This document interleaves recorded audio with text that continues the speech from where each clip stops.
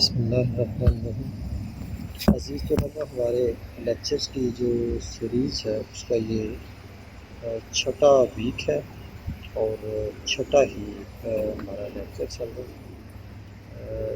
Lecture ہمارے آج کے لیکچر کا ٹاپک ہے فتح مکہ،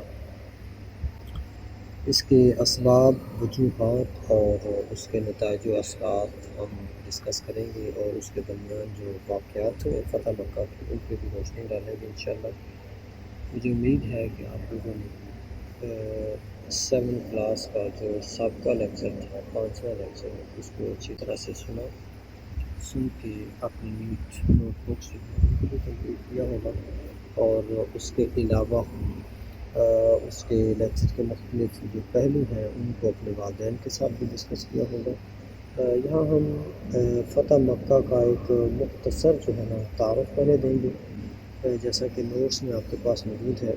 فتح مکہ جو ہے وہ 8 ہجری کو پیش آیا۔ یہ وہ دن تھا اسلام اور کفر کی تاریخ کا جس دن اسلام نے اپنی جو شاخیں ہیں وہ مکمل طور پہ کھول لی تھی۔ پورے عرب کے اندر اسلام کا جو سکہ تھا وہ چل گیا تھا۔ مکہ پہ مسلمانوں کا دوبارہ امن و امان کے ساتھ قبضہ ہو گیا تھا۔ اس ساری چیزوں کو ہم انشاءاللہ اس لیکچر میں ڈسکس کریں گے۔ فتح مکہ کے اسباب اور وجوہات ہم یہاں ڈسکس کرتے ہیں پہلے حصے میں۔ فتح مکہ کے بیٹا مختلف اسباب تھے، مختلف وجوہات تھے۔ بنیادی طور پہ اسلام ایک امن کا دین ہے، لڑائی جھگڑے فساد اور جنگ کا قائل دین قطعاً نہیں ہے، اور ہمیشہ اپنے ماننے والوں کو، دنیا والوں کو امن سلامتی کا سبق دیتا ہے، اور ہمیشہ معاہدوں کے ساتھ مسلمانوں غیر مسلموں کو مل جل کر امن کے ساتھ رہنے کی تلقین کرتا ہے۔ یہاں ہم چونکہ فتح مکہ کی جو وجوہات ہیں، اس کے جو اسباب ہیں ان کو ڈسکس کرنے جا رہے ہیں، تو اس میں کئی ایک اسباب تھے فتح مکہ کی۔ مکہ جو ہے وہ عربوں میں ایک مرکزی شہر کی حیثیت رکھتا ہے، جہاں پہ تمام عربوں کا بیت اللہ کے حج کے سلسلے میں آنا جانا ایک معمول تھا۔ تمام عربوں کے مرکز کی حیثیت کی وجہ سے اس شہر کو جو ہے وہ بڑی مرکزی اہمیت حاصل تھی۔ مسلمان یہاں سے مہاجرین نکالے گئے تھے، ان کی تمنا بھی تھی کہ جو ہمارا مرکز ہے، ہمارا گھر ہے، اس پہ دوبارہ ہماری رہائش ہو، ہمارا رہن سہن ہو، ہمارا آنا جانا ہو، وہاں ہم اللہ کی عبادت کر سکیں، اللہ کے ساتھ بات چیت وہاں بیٹھ کے کر سکیں، اپنے گھر کو دوبارہ سے اپنی نسلوں کے ذریعے آباد کر سکیں۔ تو ایک وجہ تو یہ تھی کہ مسلمانوں کی خواہش تھی، دوسری وجہ مکہ شہر کا ایک مرکزی مقام ہونا، اور تیسری وجہ جو ہے نا ایک بڑی اہم وجہ وہ صلح حدیبیہ جو ہے، اس کی ایک شرائط میں سے ایک شرط یہ تھی کہ 10 سال تک، اگلے 10 سال تک مسلمانوں اور کفار مکہ کے درمیان کسی قسم کی کوئی جنگ نہیں ہو، اور جو بھی قبیلہ جس پارٹی کے ساتھ اپنا الحاق کرنا چاہے، اپنی ہمدردیوں کو جتانا چاہے، تو وہ اس پارٹی کے ساتھ اپنا ساتھ دے سکتا ہے۔ 2 قبائل میں سے قبیلہ جو بنو خزاع تھا، انہوں نے مسلمانوں کے حلیف بننے کو پسند کیا، اور قبیلہ جو بنو بکر تھا انہوں نے اس بات کو پسند کیا کہ وہ کفار کے ساتھ خدا و کفار کے حلیف اور مسلمانوں کے حریف بن کر زندگی گزارے۔ اب ایسا ہوا صلح حدیبیہ کے 2 سال بعد 8 ہجری میں بنو خزاع اور بنو بکر، یہ 2 قبائل تھے۔ بنو بکر نے رات کی تاریکی میں بنو خزاع پر حملہ کر کے اس کے کچھ بندے قتل کر دیے۔ بنو خزاع ایک تھوڑا کمزور قبیلہ تھا، انہوں نے دشمنی تو ان کی بڑی قدیم چلی آ رہی تھی، لیکن انہوں نے بیت اللہ میں چھپ کر اپنی جان بچانے کی کوشش کی، اس کے باوجود بھی بنو بکر کے لوگوں نے انہیں بیت اللہ میں گھس کر قتل کیا، ان کے ساتھ لڑائی کی، اور نتیجتاً انہوں نے مجبور ہو کر اللہ کے نبی علیہ السلام کو پیغام بھیجا کہ آپ ہمارے حلیف ہیں، ہمارے ساتھی ہیں، ہم نے آپ کی حمایت کا اعلان کر رکھا ہے، جس کی وجہ سے ہمارے ساتھ کفار اور جو بنو بکر ہیں وہ زیادتی کر رہے ہیں، ہمارے بندے انہوں نے قتل کر دیے ہیں، براہ کرم ہمیں انصاف دلوائیں۔ اللہ کے نبی علیہ السلام نے یہ سارے حالات سن کر ایسا حضرت زمرہ رضی اللہ تعالیٰ عنہ کو اپنا نمائندہ بنا کر کفار کے پاس بھیجا اور فرمایا کہ ان 3 شرائط میں سے کفار کو آپشن دے دو کہ وہ کون سی شرط کو پسند کرتے ہیں، کون سے آپشن کو چوز کرتے ہیں، جس کے بعد اس کے مطابق ان کے ساتھ ہم سلوک کریں گے۔ پہلی شرط یہ تھی کہ بنو خزاع کو ان کے مقتولین کا خون بہا دیا، کہ بنو خزاع ہمارے حلیف ہیں، ان کے بندے قتل ہو گئے ہیں، ان کے قتل کا جو خون بہا ہے، دیت ہے، وہ ان کو بنو خزاع کو ادا کی جائے۔ یہ پہلا آپشن۔ دوسرا آپشن، اگر آپ دیت ادا نہیں کر سکتے تو بنو بکر کی حمایت سے دستبردار ہو جائیں گے مکہ اور کے کفار سے۔ اللہ کے نبی صلی اللہ علیہ وسلم نے ان کے سامنے ایک آپشن رکھا۔ تیسرا آپشن یہ تھا کہ حدیبیہ جو معاہدہ حدیبیہ نا، اس کو ختم کرنے کا اعلان کر دیا جائے، کیونکہ ہمارا معاہدہ ہے، اگر اس معاہدے کی پاسداری ہی نہیں کرنی ہے تو پھر اس معاہدے کو ختم کرنے کا اعلان کر دیا جائے۔ کفار مکہ نے تکبر میں آ کے جو صلح حدیبیہ تھا اس کو ختم کرنے کا اعلان کر دیا، جس کا ان کو بعد میں افسوس ہوا، پریشانی ہوئی۔ حضرت ابو سفیان کو نبی علیہ السلام کے پاس مدینہ بھیجا کہ اسی پہلے صلح حدیبیہ کے معاہدے کی تجدید کی جائے، اس معاہدے کو باقی رہنے دیا جائے، لیکن اللہ کے نبی علیہ السلام نے صلح حدیبیہ کی تجدید کی، نہ ہی ان کو کوئی خاطر خواہ جواب دیا، خاموش رہا۔ ابو سفیان کئی صحابہ سے میٹنگز کرنے کے باوجود بھی جو صلح حدیبیہ کا معاہدہ تھا اس کی تجدید نہ کروا سکے اور واپس مکہ ناکام لوٹ آئے۔ اور اس کے بعد نبی گرامی علیہ السلام نے جو ہے اپنے ایک لشکر کی تیاری کی۔ 10 رمضان المبارک 8 ہجری کو آپ علیہ السلام نے 10,000 کا اسلامی لشکر تیار کیا۔ حضرت آپ علیہ السلام کے چچا حضرت عباس مکہ میں تھے، لیکن وہ بھی آ کر نبی گرامی علیہ السلام کے ساتھ شامل ہو گئے، اور نبی گرامی علیہ السلام کی ہدایت کے مطابق وادی فاطمہ جسے مر الزہران کہتے ہیں، وہاں پہ آ کے پڑاؤ ڈالا، اور آپ علیہ السلام نے صحابہ کرام سے کہا کہ مختلف سینکڑوں جگہوں پہ آگ اور بڑی مقدار میں آگ جلائی جائے، اور تاکہ لوگ مکہ مکرمہ کے لوگوں کو پتہ چلے کہ کتنا بڑا لشکر ان کے گھیراؤ کے لیے پڑاؤ کیے بیٹھا ہے۔ ابو سفیان جو تھے انہوں نے حالات کو دیکھتے ہوئے حضرت عباس رضی اللہ تعالیٰ عنہ سے ملاقات کی۔ حضرت عباس رضی اللہ تعالیٰ عنہ نے ان کو سمجھا کر مسلمان کیا اور اللہ کے نبی علیہ السلام کی خدمت میں لا کے پیش کیا۔ آپ علیہ السلام نے فرمایا من داخل دار ابی سفیان داخل جنت، کہ جو من داخل دار ابی سفیان داخل امن، کہ جو انسان مکہ والا، مکہ کا رہائشی ابو سفیان کے گھر داخل ہو گیا، وہ بندہ امن میں داخل ہو گیا۔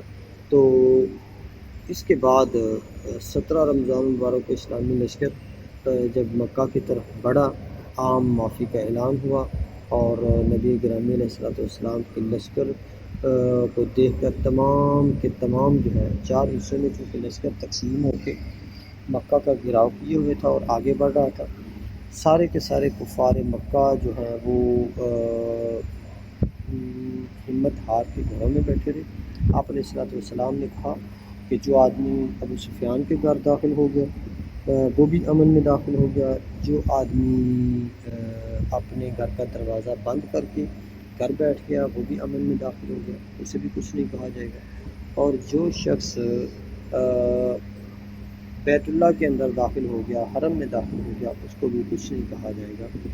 جب تمام کے تمام لوگ خاموش رہے، کسی نے جنگ نہیں کی سوائے ایک گروپ کے، انہوں نے خالد بن ولید رضی اللہ تعالیٰ عنہ کے دستے کے سامنے آنے کی جرات کی، لیکن اپنے 12 مشرک قتل کروا کے وہ گروپ بھی بھاگ گیا، اور نتیجتاً پورے کا پورا مکہ جو ہے وہ بغیر کسی بڑی لڑائی کے فتح ہو گیا۔ اس کے بعد نبی گرامی علیہ السلام نے 360 بتوں کو اپنی اونٹنی کے اوپر چڑھ کر ختم کیا، مٹایا، اور اس کے بعد اونٹنی پہ بیٹھ کے آپ علیہ السلام نے طواف بھی کیا بیت اللہ کا، اور بیت اللہ کے طواف کے بعد جو کفار تھے ان کے ساتھ ملاقات ہوئی، تو انہوں نے کہا کہ آپ علیہ السلام نے کہا کہ آپ مجھ سے کیا توقع کرتے تھے؟ تو کفار نے کہا کہ آپ ہمارے کریم بھائی کے کریم بیٹے ہیں، ہمارے ساتھ ہم آپ سے رحم و کرم اور شفقت کی توقع رکھتے ہیں۔ تو آپ علیہ السلام نے فرمایا کہ میں آپ سے آج وہی بات کہنے جا رہا ہوں جو حضرت یوسف علیہ السلام نے اپنے بھائیوں سے کی تھی کہ تم سب چلے جاؤ، آج تم پر کوئی سرزنش نہیں، تم سب آزاد ہو۔ یہ سن کر تمام کے تمام لوگ جو تھے وہ خوش ہو گئے، اور ایک بڑی تعداد نے اسلام قبول کر لیا۔ 15 دن آپ علیہ السلام اور دیگر صحابہ مکہ کے اندر مقیم رہے، اور اس کے بعد آپ علیہ السلام نے حضرت عتاب رضی اللہ تعالیٰ عنہ کو مکہ مکرمہ کا گورنر بنا کر آپ مدینہ منورہ تشریف لے۔ نتائج و اثرات اس کے فتح مکہ کے بہت شاندار رہے۔ پہلے مسلمان بے گھر کیے گئے تھے، بے دخل کیے گئے تھے مکہ سے، وہ کہیں چھپ چھپا کر مدینہ میں عبادت کر رہے تھے اللہ کی، اپنی ایک چھوٹی سی ریاست بنا کے زندگی گزار رہے تھے۔ لیکن اب یہاں فتح مکہ کے بعد مسلمانوں کا سکہ، اسلام کا سکہ رائج ہو گیا تھا یہاں پہ، اور پورے عرب کے لوگوں کو یہ پتہ چل گیا تھا کہ اسلام جو ہے نا وہ عرب کا دین بن کر ابھر چکا ہے، مسلمان ایک بڑی طاقت بن گئے ہیں، ایک بڑی قوت بن گئے ہیں۔ اور اس کا رزلٹ یہ ہوا کہ چاروں طرف سے مختلف قسم کے لوگ جو اسلام کے نتائج کی طرف دیکھ رہے تھے، انتظار کر رہے تھے، وہ اکٹھے ہوئے اور نبی گرامی علیہ السلام کے پاس آ کر باقاعدہ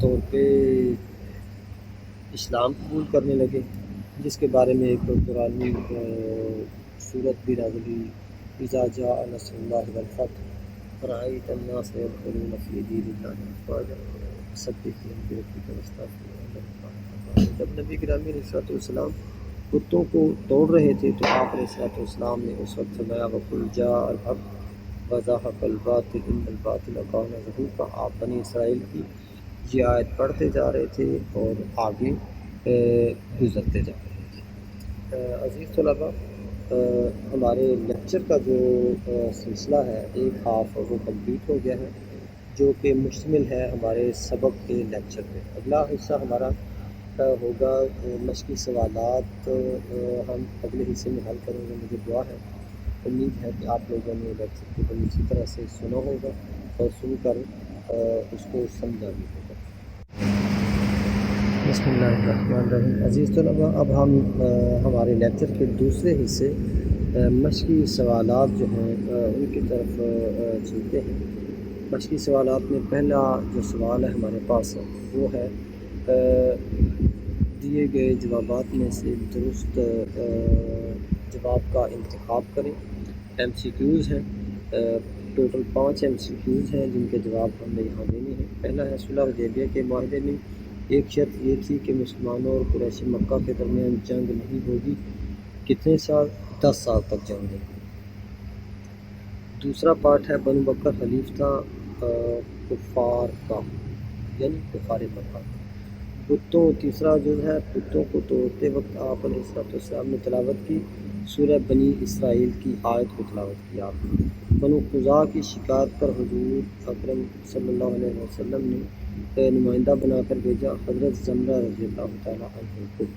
فتح مکہ کے موقع پر اسلام قبول کیا حضرت عباس رضی اللہ تعالیٰ عنہ جو ہیں انہوں نے بھی، اور حضرت ابو سفیان رضی اللہ تعالیٰ عنہ نے بھی خصوصاً جو ہے وہ اسلام قبول کیا اس موقع۔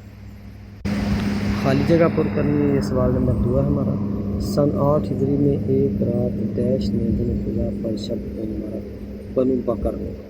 دوسرا پارٹ جز ہے فتح مکہ ڈیش ہجری میں پیش آیا 8 ہجری میں۔ لشکر اسلام میں ڈیش حصوں میں تقسیم ہو کر داخل ہوا۔ لشکر اسلام مکہ میں 4 حصوں میں تقسیم ہو کر داخل ہوا۔ آن حضرت صلی اللہ علیہ وسلم نے ڈیش بتوں کو خانہ کعبہ میں توڑا 360 بتوں کو۔ آپ نے اہل مکہ سے ارشاد فرمایا تم سے وہی بات کہہ رہا ہوں جو حضرت یوسف علیہ السلام نے اپنے بھائیوں سے کہی تھی۔ ہمارا سوال نمبر 3 ہے مختصر سوالات، جس میں پہلا جو سوال ہے وہ ہے فتح مکہ سے قبل صلح حدیبیہ کی کون سی شرط کی خلاف ورزی کی گئی؟ تو صلح حدیبیہ میں ایک شرط یہ تھی کہ اگلے 10 سال تک کفار مکہ اور مسلمانوں قریش اور مسلمانوں میں کوئی جنگ نہیں ہوگی۔ دوسری بات یہ کہ کوئی بھی قبیلہ جو ہے جس گروپ کا بھی وہ اتحادی یا حلیف بن گیا، قریش یا مسلمان مدینہ والے کسی بھی قبیلے کے ساتھ مل کے دوسرے قبیلے کے خلاف لڑائی نہیں کریں گے، بلکہ صلح کی کوشش کریں گے۔ تو یہ جو شرط تھی کہ کسی بھی قبیلے کے ساتھ مل کے دوسرے قبیلے کے ساتھ زیادتی نہیں کریں گے اور ان کے ساتھ لڑائی جھگڑا نہیں کریں گے، اس کی خلاف ورزی ہوئی۔ بنو بکر نے بنو قزا پر زیادتی کی اور جو قریش تھے انہوں نے بنو بکر کا ناانصافی کی بنیاد پہ ساتھ دیا، بلا وجہ ساتھ دیا، جس شک کو ختم ہونے کے بعد فتح مکہ کا جو واقعہ تھا وہ ہوا۔ فتح مکہ کے موقع پر رسول اللہ صلی اللہ علیہ وسلم نے کفار سے کیا سلوک کیا؟ آپ صلی اللہ علیہ وسلم نے کفار کو کہا کہ جو ابو سفیان کے گھر داخل ہو گیا، جو مکہ میں داخل ہو گیا، یا جس نے اپنے گھر کی اندر سے کنڈی لگا لی اور گھر بیٹھ گیا تو وہ امن میں داخل ہو، اس کے لیے کسی کو کوئی تکلیف نہیں ہے۔ دوسرا یہ آپ نے فرمایا کہ میں تم سب لوگوں سے وہی بات کر رہا ہوں جو یوسف علیہ السلام نے اپنے بھائیوں سے کی تھی۔ تو بات یہ کہ آج تم میں سے کسی پر کوئی سرزنش نہیں، کسی کو کوئی سزا نہیں، تم سب کے سب آزاد ہیں۔ یہ اللہ کے نبی علیہ السلام نے فرما کر تمام کفار مکہ کو گیا۔ تیسرا ہمارا جو سوال ہے شارٹ کوشچن وہ ہے رسول اللہ صلی اللہ علیہ وسلم نے لشکر اسلام کو 4 حصوں میں کیوں تقسیم کیا؟ آپ علیہ السلام نے لشکر کو 4 حصوں میں اس لیے تقسیم کیا تاکہ اسلام کا جو لشکر ہے وہ ایک کی بجائے 4 لشکر نظر ہاتھ بیٹھ سے کفار کو انہیں پتہ چلے کہ بہت بڑا لشکر آ رہا ہے، اور آپ نے سینکڑوں جگہوں پہ آگ جلانے کا رات کو حکم اسی لیے دیا تھا کہ لشکر بڑے سے بڑا نظر آئے۔ ہمارا چوتھا شارٹ کوشچن ہے ابو سفیان نے کیسے اسلام لیا؟ فتح مکہ سے ایک رات قبل مکہ کے جو قریش تھے انہوں نے حالات کا جائزہ لینے کے ابو سفیان کو بھیجا۔ ابو سفیان حضرت عباس سے ملے۔ حضرت عباس نے تمام کے تمام احوال معاملات ابو سفیان کو بتائے۔ ابو سفیان مکہ والوں کو رپورٹ دینے کے بجائے حالات کو بھانپ گیا کہ مسلمان کس قدر ڈٹرمنیشن کے ساتھ، کس قدر مصمم ارادہ لے کے پڑاؤ کیے ہوئے ہیں، اور انہوں نے بیت اللہ کو اور مکہ معظمہ کو فتح کیے بغیر نہیں رہنا، انہوں نے فاتح بنے بغیر واپس نہیں جانا، لہٰذا بہتر اسی میں ہے کہ میں ان لوگوں کا ساتھ دوں۔ چونکہ یہ اصل دین لے کے آئے ہیں محمد، اسی لیے کامیاب کرنا ہے، تو انہوں نے اس لیے اس صورت میں اسلام رکھا۔ پانچواں سوال شارٹ ہے، حضور اکرم صلی اللہ علیہ وسلم نے کفار مکہ پر روک ڈالنے کے لیے کیا تدابیر کیا؟ آپ علیہ الصلوۃ والسلام نے درج تدابیر کے ساتھ کفار مکہ پہ اپنی دھاک جو ہے وہ دکھائی۔ قریش مکہ پر روک ڈالنے کے لیے رسول اللہ صلی اللہ علیہ وسلم نے مدینہ منورہ سے 10,000 کا ایک بڑا لشکر ساتھ لیا اور مکہ میں داخل ہوتے وقت 4 حصوں میں اپنے لشکر کو تقسیم کیا تاکہ لشکر ایک کی بجائے 4 ہو جائے، اور باہر نکلنے والے تمام راستے بند ہونے کے سبب کفار مکہ کو کہیں سے فرار کا موقع میسر نہ آیا۔ اور چوتھا، آپ نے یہ بھی روک ڈالا کہ بہت زیادہ جگہ کی آگ جلائی اور لگا کہ ایک نہیں مجھے ہمیں لگتا ہے کہ سینکڑوں لشکروں میں بڑا ہوئے ہمارے خلاف، جن سے بچ کے نکلنا ہمارے لیے بہت ہی مشکل ہے۔ جب کفار مکہ نے یہ سمجھا تو پھر انہیں سمجھ آئی کہ یہ واقعی معاملہ بہت سخت اور بہت جان لیوا ہے۔ اگر ہم نے کفار مکہ نے نبی گرامی صلی اللہ علیہ وسلم کے خلاف جنگ کی، مزاحمت کی، ان کی مخالفت کی، تو ہو سکتا ہے ہمیں اپنی جانوں سے ہاتھ دھونا پڑے۔ لہٰذا آپ نے جو روک ڈالا کفار کو، جو تدابیر اختیار کی، انہوں نے بڑا بر وقت کام کیا اور اس کے نتائج بہت اچھے رہے۔ کفار نے بالکل بھی ہمت نہ کی کہ وہ اپنے گھروں سے نکل کر مسلمانوں کا مقابلہ کرنے کے لیے، اور بڑی خاموشی کے ساتھ ایک بہت بڑا علاقہ اسلام کا مرکز بغیر جنگ کیے، بغیر بہت جگہ تک غارت کیے، بغیر خون بہائے وہ جو ہے علاقہ فتح کر۔ اب ہمارا سوال نمبر 4 جو ہے وہ تفصیلی سوالات پر مشتمل ہے۔ اس تفصیلی جو سوالات والا سوال ہے، اس میں ہم ڈیٹیل میں چلتے ہیں۔ پہلا سوال ہے، فتح مکہ کے اسباب و وجوہات بیان کریں۔ صفحہ نمبر 33 پہ اگر آپ کے پاس کتاب موجود ہے تو آپ اس کو دیکھیں۔ صفحہ نمبر 33 پر اسباب و وجوہات کی جو ہیڈنگ ہے، اس میں 5ویں لائن پہ دیکھیں، جو عبارت ہمارے سوال کا جواب ہے وہ میں آپ کے سامنے بول رہا ہوں۔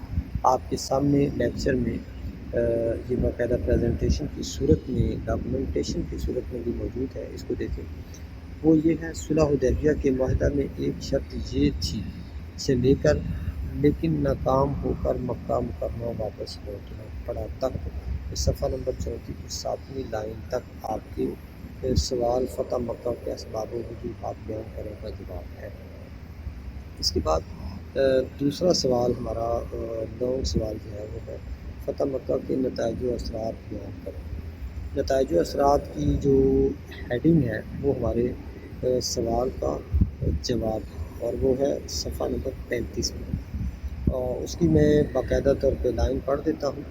فتح مکہ دراصل عرب میں ایک شاندار سے لے کر دنیا و آخرت کی بھلائی کے لیے تشریف لائی ہے تک ہماری اس سوال فتح مکہ کے نتائج و اثرات کا جواب ہے۔ عزیز طلباء، یہ جو فتح مکہ تھا، فتح مکہ کے بعد مسلمان مکمل طور پہ آزاد ہوئے تھے، جہاں سے مسلمانوں نے آزادانہ طور پہ تمام کے تمام قبائل، تمام کے تمام ملکوں، تمام کے تمام بادشاہوں سے منظم روابط رکھے۔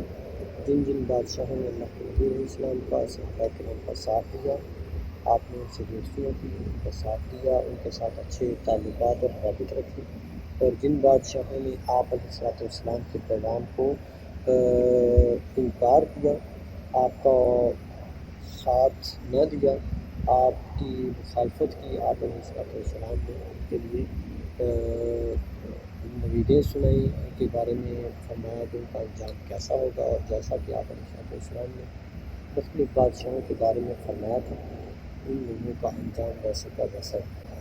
تو عزیز طلباء، مجھے امید ہے کہ ہفتے کے دن ہماری عید الاضحیٰ کا دن ہے، اس دن تک مجھے امید ہے کہ آپ اس سے پہلے اس لیکچر کو بڑی اچھی طرح سے سن کر سمجھیں گے، اپنے نوٹ بکس کو کمپلیٹ کریں گے، اور اس عید پہ بھی اپنے آپ کو لاک ڈاؤن کے حالات ہیں، اپنے آپ کو مختلف تقریبات سے دور رکھیں گے، اپنے آپ کو مختلف مسائل سے پبلک گیدرنگ سے محفوظ رکھیں گے، اور عید کے جو دن ہیں ان میں اپنی قربانیوں کو آسان طریقے سے کریں گے، اپنے والدین کا قربانی کرنے میں، جانور کو چارہ کھلانے میں، اس کے بعد گوشت بنانے میں ان کا ساتھ دیں گے۔ مجھے امید ہے کہ آپ کو یہ لیکچر پسند آیا ہوگا۔ آپ سب کو میری طرف سے ایڈوانس عید الاضحیٰ مبارک۔ اللہ آپ کا حامی و ناصر ہو اور آپ کا ہر مشکل گھڑی میں ساتھی ہو۔ والسلام۔